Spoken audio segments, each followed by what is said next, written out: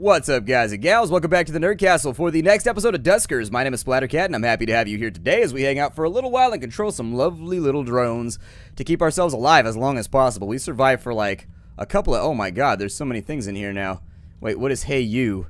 Stood outside last night, thought of you up there. Must suck without me. I wanted to send you a message, but the rules state only messages related to the mission, and you know how I am about rules, especially if they involve sending messages across time and space. Anyways, I just wanted to say how proud I am. We all are. I promise I'll send again if they don't figure out I sent this one. You know, I figure anybody that goes to space is brave as shit and should be treated like a hero. Even in this time period where we have super awesome, like, warp ships, there's like, it's kind of like going to the bottom of the ocean. You gotta have balls to do it, because if anything goes wrong, your ass is grass in this environment. Ain't nobody gonna save you. Let's board this ship. I went ahead and I repaired the Gatling gun. I spent the 10 on it. You know, it's a lot to repair one module, and I'm wondering what the balancing is on that, or why they consider doing that. It's just a question that I'm not saying it in a mad way, because I've actually asked that question in episodes before, and then developers have responded to me sort of like defensive style. And so I want to make it clear that if, you know, a developer is hearing me talk about this, I'm not mad or anything like that. But I just like to know, because I'm into video games, and now that I do this on YouTube, I get the chance to talk to developers all the time. And sometimes I'm fascinated to just hear what their rationale is for tuning something a certain way, or for doing something one way rather than another. Because usually there's actually, very, very often, there's a very well thought out rationale for it in terms of balancing, or like why it occurs that way. And a normal player just wouldn't think about it, because you can only see it from our end, the player's perspective. You can't really see it from the developer's perspective. So it's just a little thing. I believe... I wonder if do the booby traps blow up like an entire room, or like how do those work? I'm semi-tempted to play around with the booby traps just in case. I wonder if it lowers the integrity of the ship, though, when you set off explosives. One would assume that it would. That's how it worked in Dead Knots. If you had, like, claymores or anything else like that and they went off, it, like, damaged a big chunk of the ship, and you could just get, like, sucked out into the vacuum and die. It was lame. It was very, very sad. I will probably just leave the traps alone for right now. Let's just get on this ship and see what we can accomplish. So this is a prisoner transport. 63 prisoners in the hold. Yikes. Heard about having an ace in the hold, but a prisoner in the hold. You got to... Oh, that was dumb. I shouldn't have done that. I did that without thinking. Hold on. Gatling gun to the front lines, because that is where you go. Looks like we've got a couple of damaged modules in here. Maybe? Ah, that one looks good, though.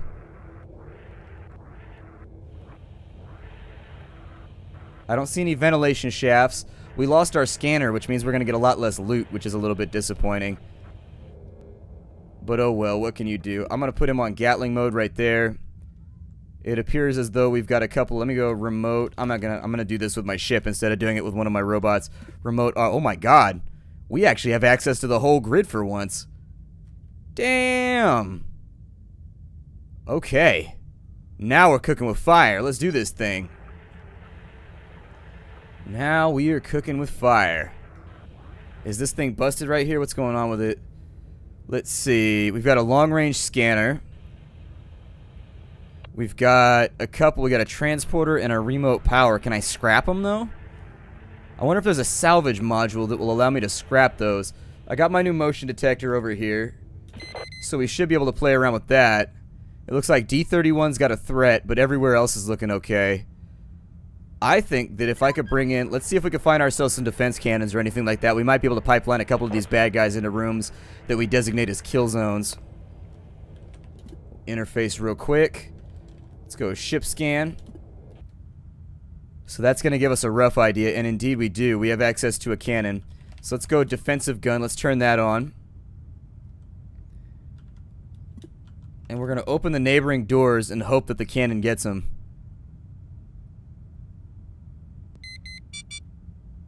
Okay, so let's close D25 and D6 just in case there's a radiation leak. And we could also consider... I mean, I'm going to take this real slow. We know we don't have any more threats. At least we don't have any more corporeal threats inside of R5. Let me get a gather one all over here. Let me get a navigate one to R1. And we're just going to lock him up inside the dungeon real fast. We don't need our generator bot for this mission at all, so we could have just left him behind. I wonder if you can run 2 remote powers and then just not bring a remote, like not bring a generator drone and just have like 2 combat drones or 2 scanner drones or whatever you want. With number 3, I would like to number 3 to tow that on back into R1. I just want to make sure that we accomplish something here before we leave the ship. This game is about minimizing losses and maximizing gains. And so as long as something is inside the cargo bay with you, you have succeeded and there's nothing else to worry about. I'm going to lock them up all inside of there. I'm going to leave the gun where it's at for right now. I don't know, I'll open D22 and we'll wait on that for a second to see if maybe it'll clear out R7.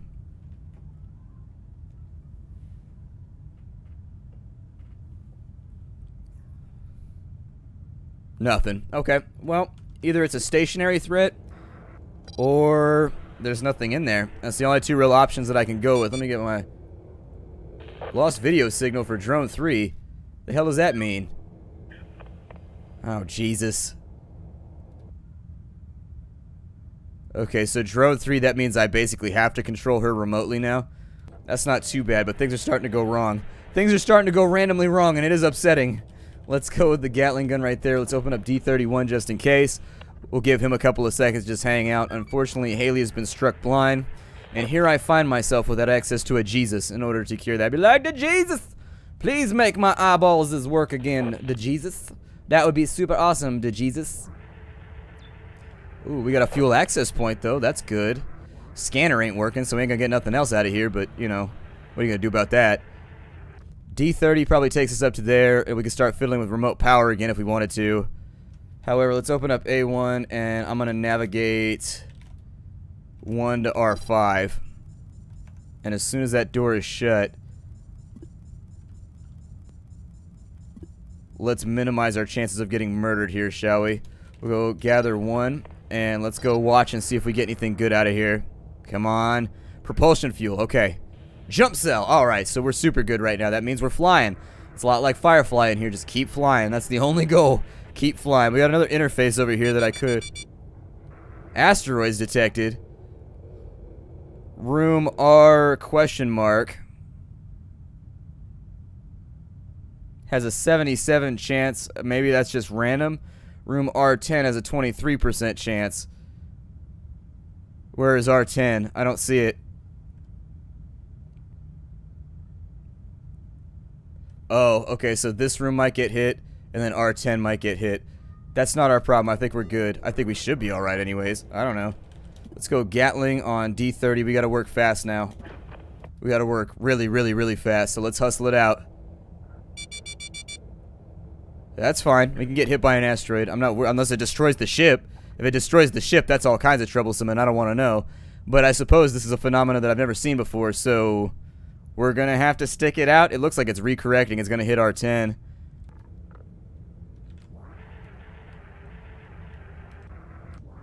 I could use some free modules, though, and so that's really what I'm hoping for right now.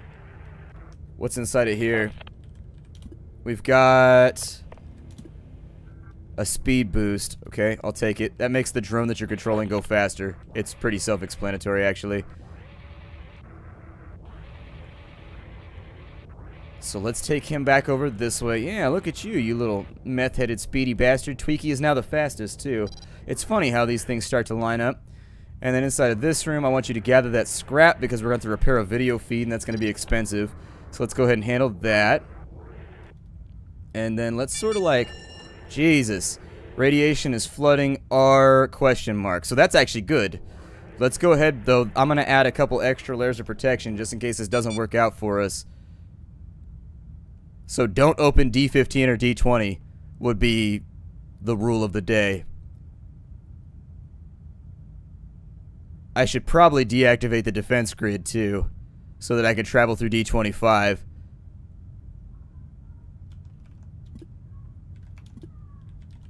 I'm going to go navigate all R1.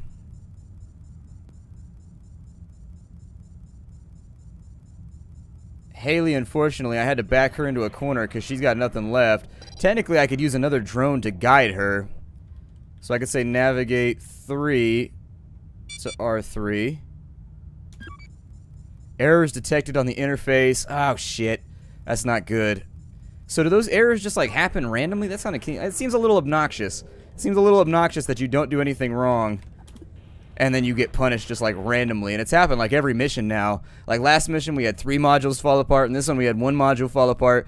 Like how do you stay ahead of that and keep yourself equipped on modules if they're just going to break like every 8 seconds? I figure let's put her back over here and let's just leave her alone for a little bit. Let's not move her. I wish you could actually shut down a drone. That'd be super badass if you could shut her. Can you do it? Shut down? Let's see if there's anything in advanced commands. Clear, commandeer.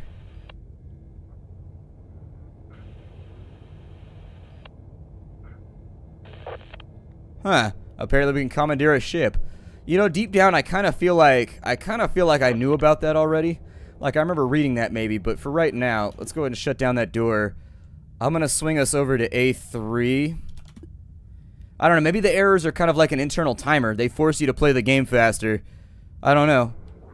Kind of an interesting thing to deal with though. I do wish you could shut her down though. That'd be super badass if you could just be like and power them down inside your dock so that you didn't need to worry about them anymore. That would be sort of swell. Gatling on this side, the one module that I lean on super heavily. Lean on me when your gun's low. It'll be your friend. I think we're probably okay in here. Oh, there's another defense turret. What do you know? Okay. Let's cancel that order. You got a radiation leak over there. D22, I'm sorry, R6 is clear. Let's bring you in. We're going to grab as much scrap as we can before we leave. Losing that scanner upgrade is a bad thing for us. That scanner upgrade hurt. We got so much extra loot from that thing.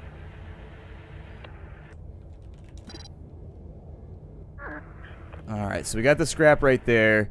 Use the motion detector to see if maybe we can figure out if D21 is safe. D21 is looking... I'm sorry, not D12. Nope, that's not what I wanted. D12, close that. Did I open? Oh my god, I was like, I opened the radioactive door, didn't I? I opened the radioactive door, didn't I? My life is ruined. Alright, so let's go D21, and we're going to go Gatling on 4. Just in case there's a threat in here that cannot be documented by motion. That leaves us with D17, which we don't really know if it's going to be dangerous. Let's close down in case we end up with radiation problems, because we could still spring a radiation leak from like anywhere. It looks like R8 is safe, but we've got inconclusives from R10, which means that on 4 I'm going to go Gatling on you. D17, open her up.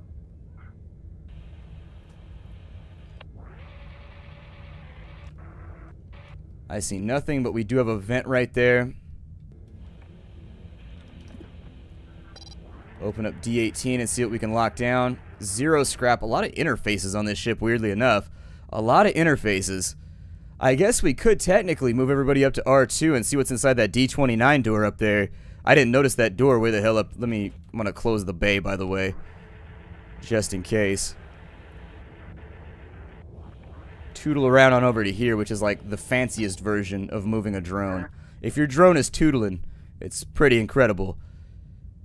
So what I should do now is if I go D4 and D12, I can say navigate 1 and 4 to R5. And then I could say dock A1. And then we'll close D12, D4, D18, and D17 to avoid radiation leaks moving around. Just in case. I'm actually going to need Cliff, so let's go take Cliffy Boy out. He hasn't been able to get into the field very often recently. Move that mouse around for all of you out there who are bothered by that sort of thing. Luckily, we should be pretty safe at this point, so I'm not going to worry too much about random things going wrong. Just going to try and hustle it out. Bring Cliff in. We'll generator right there. That's going to open up. Actually, oh my god, the ship is huge. Jesus. Okay, well, damn. I thought that we were, like, done here. I was like, well, that was a short episode. That was very, very quick. I'm going to turn on the Gatling gun. Let's bring Tommy Bahama up in here, because he is feeling hot, hot, hot. Now, this room is a radiation hazard. So an evac point might be, I mean, as long as D11 doesn't open, we should be alright. Because all of the rooms in this game, all the bulkheads are radiation proof. God, why did my toe... What is going on with that drone? That drone is just a mess right now. Looks like D29 is safe. Keep Gatling ready to go just in case.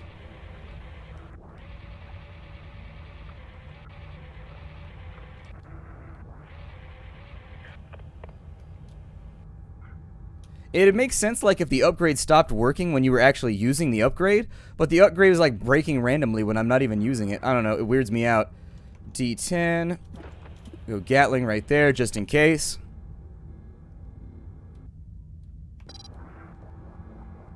Bring Tommy up in here.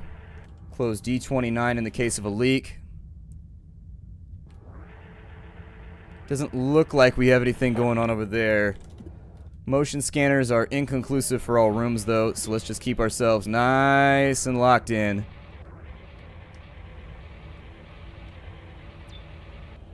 This is tense, no joke. This is tense. I would like to talk to the ship for a minute if I can. Park you by D19 first, though. Trying to hustle my way through this as rapidly as I can.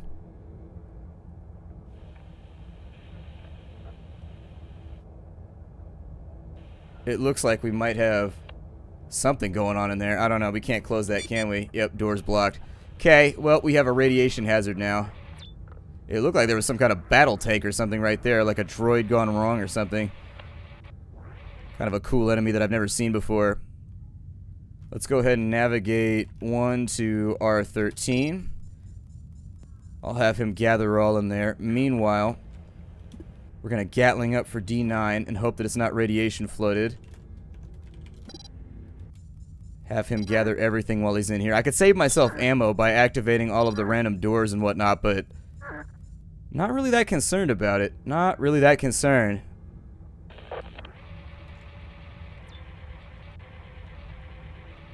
I don't really see anything of interest in here. Go D8 and watch. Meanwhile, I'm going to bring Tommy around this way. If nothing happens...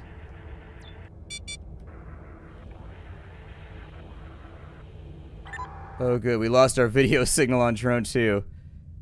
Those errors are a little too frequent. They're a little bit obnoxious right now. I think they need to be toned down slightly.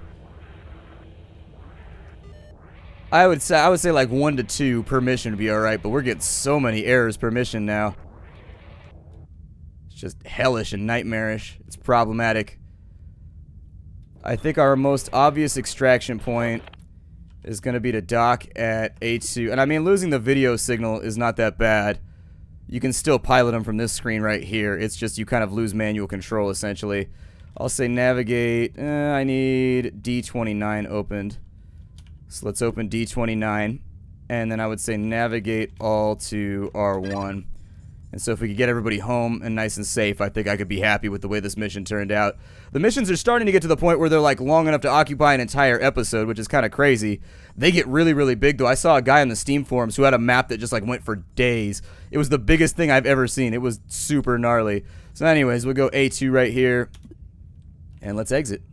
We'll be up and out of here, and hopefully we can fix those video errors and at least get some of these modules working. We picked up 9 scrap, which means we have the scrap available to repair a couple of things if we wanted to. Tow and interface both are really, really useful. So, I don't know. That's a rough one. Alright, well, the ship is accomplished. That's it for us. I think what I'd like to do for right now is we've got a long-range scanner. So do I have multiple remote powers? Like, how does that work? Long-range scanner goes in right there. Allows for further scanning of systems in the galaxy map. Really? So, like, how does that help me? Let's say that I scan right here. I don't see how that really changed anything.